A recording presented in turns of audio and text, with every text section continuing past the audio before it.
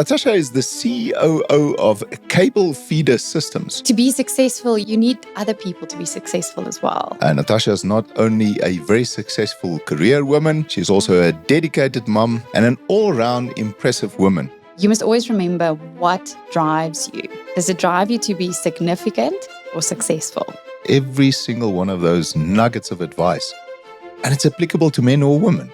What to me is success? And I realized a lot of my success in how I defined it was based on what other people thought or what I thought was expected of me. You're listening to Intentionality with Paul Kempf. We met during our MBA studies at Gibbs, and we really got to know each other well when we did that international elective, when we went to the US. So my first question to you today is, if you had the chance today, would you go and do that MBA over? I will definitely do it again. Why? I think being older, being more mature, having more life experience, business experience, I think I will take very different things from the MBA. I think when I did it first time round, I did it for ticking the box of getting the MBA. And because of that, I think when I have to do it again, I would rather do it for the relationships and the network building, because I think that's where you really realize the value behind an MBA. I love doing the MBA, but I must be honest with you, I don't know if I would be able to do all of those hours, that commitment, juggling work responsibilities, family responsibilities.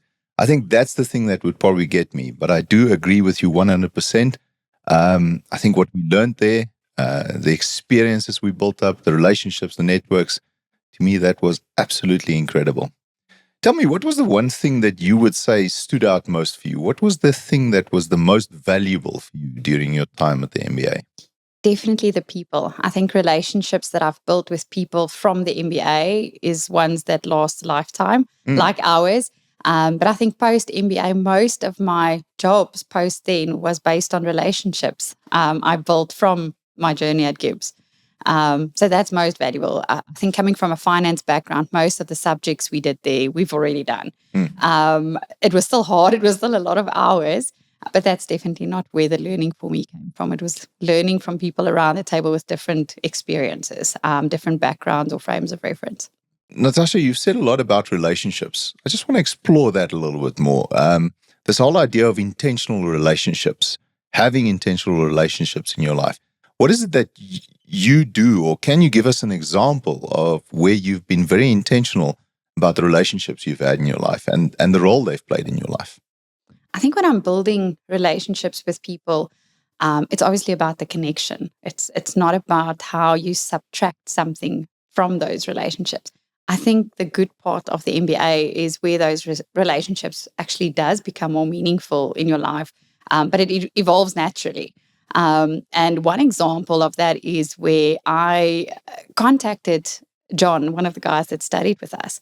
And I contacted him based on where I was working at the moment. I was consulting, and I wanted to offer him a service. At that point in time, we were not close. He was part of our circle of friends necessarily, but we saw each other. And he actually said yes to the meeting for one funny reason only, is because he saw my name on the dean's list. Okay. And he thought, okay, this lady must be smart. Yeah. But he didn't know me.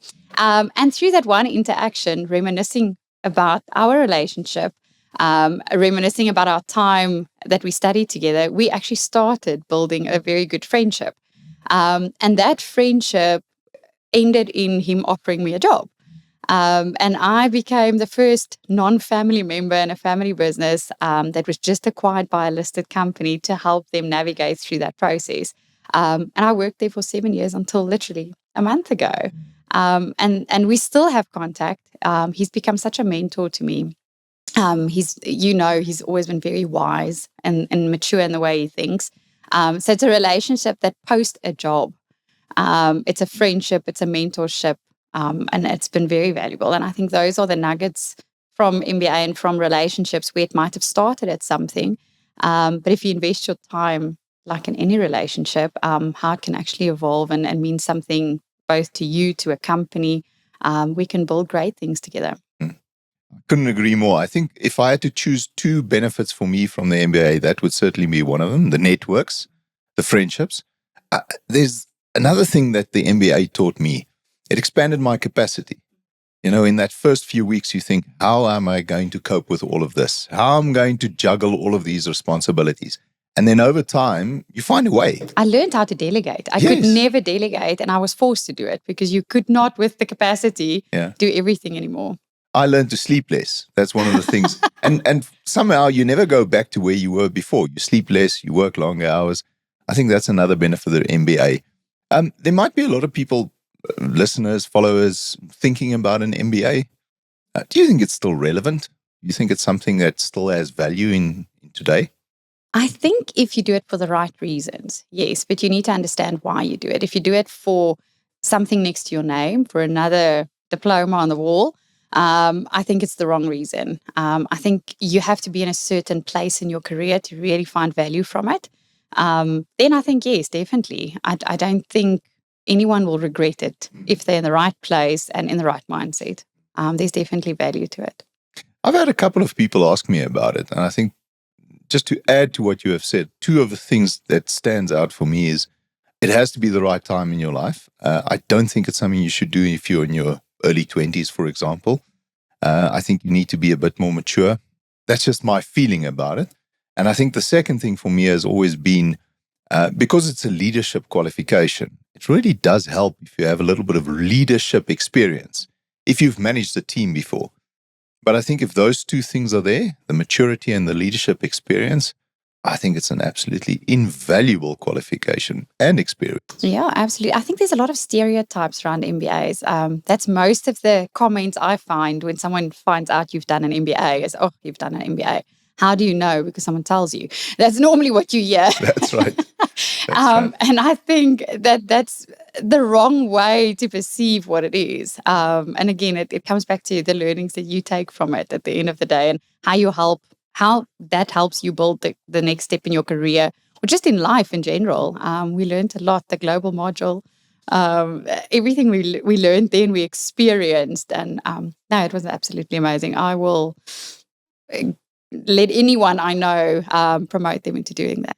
I just remember one last thing I learned from the MBA, and that is to walk incredible distances with you in New York. I think New York specifically.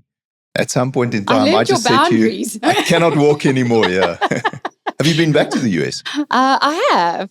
Last year I was in Boston, and it was so nice being back. It was so nostalgic. I had a partner working with me that went with me, and I drove him nuts because I took him to all the places where we built memories. And I think you could see the passion. And for the first time, he saw the value that it brought to me and how fond I was of our time there, even though it was just 2 weeks in Boston and New York. I haven't been back to New York, though. But yeah, I think he saw the love that was nurtured there and the friendships that was building there. And I sent all of you messages while I was there. And we reminisced together. That was very special. Great. I can't wait to take Chanel to the places we've been. I think that'll be very exciting once we get around to that. And I think I made you fit for Chanel. You did. You're right. All that walking. Quite correct. Yeah. Yeah. Any exciting developments in your life since the MBA? Anything you can share? I became a mom. That's post very exciting. MBA. Yes, that was great. I never wanted to be a mom. And oh wow, how did I not know what I was going to miss out on if I didn't do it? So that's definitely been one of the most value-adding, life-changing moments since MBA. And I think also in my career, I took a very different leap of faith after I got the MBA. I went from finance to operations.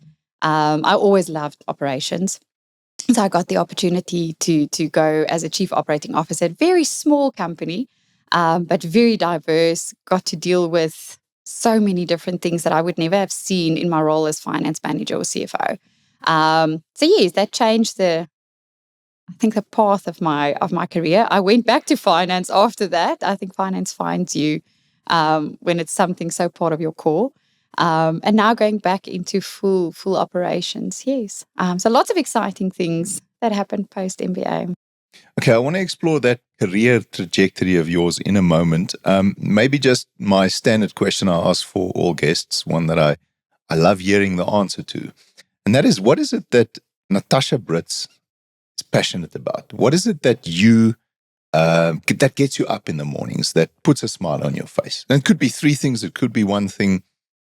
I think for me, realizing every day what makes me happy is not a title or a position. It's purpose driven. It's finding what you are really good at and doing that. And I think what I've found is my superpower is building relationships with people and impacting people every day. So for me, waking up every morning knowing somewhere through my day, I'm going to make a difference in someone's life. It might not be functionally or value adding to a business, but it will leave a mark with a person. Love it. All right, let's get back to that career and the career trajectory and the success you've had in the corporate world. When we spoke about this episode, you said to me that you think a good title for this episode will be Ambition versus Intention. Explain. So again, I think when you become wiser, more mature in life, you realize how to define things differently. And if I think of my early career years, it was all about ambition. I was extremely driven, ambitious, in the conventional sense. I've got a 5-year plan, I've got a 10-year plan. I know what I need to study to get there. I know the titles I want in a certain year. Where do I want to be when I was 30? So all of those things was for me ambition.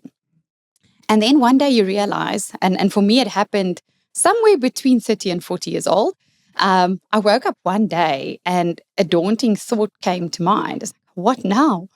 I've done everything very early in my career. By 30, I ticked most of my boxes. What is left for my next 30 years? That was daunting. And that's, I think, where I started realizing is how do you define success? What to me is success? And I realized a lot of my success in how I defined it was based on what other people thought or what I thought was expected of me. So where do I need to be in a certain place in my life? And then I realized, but to be happy with what you're doing, to find your purpose, that is actually for me where the intentional part comes in. Because then this is what's going to make me happy. If I'm happy at doing this, I'll be successful in doing that. So waking up intentionally every morning, choosing where you want to be in life, not just taking every opportunity while you're young, but choosing them wisely. Know what's going to contribute to your life, what aligns to your values, your morals, your standards, and doing it on your own terms. I think that's what I like is being in control of your success, and not letting life just happen to you. Yeah, you spoke about this moment, I think you said when you turned 30, where you start asking certain questions. I think I had a similar experience, but mine happened at 50. And somebody actually warned me about it. They said when you get to 50, and maybe So I'm going to get there again.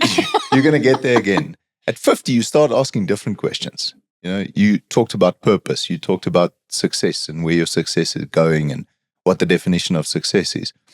What I found at age 50 was starting to think about things like legacy. What is your legacy? What are people going to remember about you when you're not there anymore? What is it that you can do to have an impact in this world? And I must tell you, those questions that I asked myself at 50 was one of the primary reasons why I started this podcast. Let's just talk about success a little bit more, and specifically success as a woman in business. What are, in your opinion, some of the important factors that helps you as a woman in business to be successful? Maybe some advice you might have for women trying to climb the corporate ladder. I think it's don't try to fit into a mold. Don't try to fit into a place where you don't feel authentic, where you don't feel you can be yourself. Then you're in the wrong space. I think one thing that I've had to learn is no one expects a fish to survive in a savanna. Why are we expected to fit a certain mold? So for me, the world is limitless. I don't limit myself because I'm a woman for me, the playing field's very level. So I've never looked at it that way. I don't put boundaries in place for myself in that way. I don't define myself that way. So for me, it's definitely, I know you can do anything. And if you've got that mindset, you will attract, I think, limitless opportunities. What I've learned is you cannot do it by yourself. Everyone says it's lonely at the top.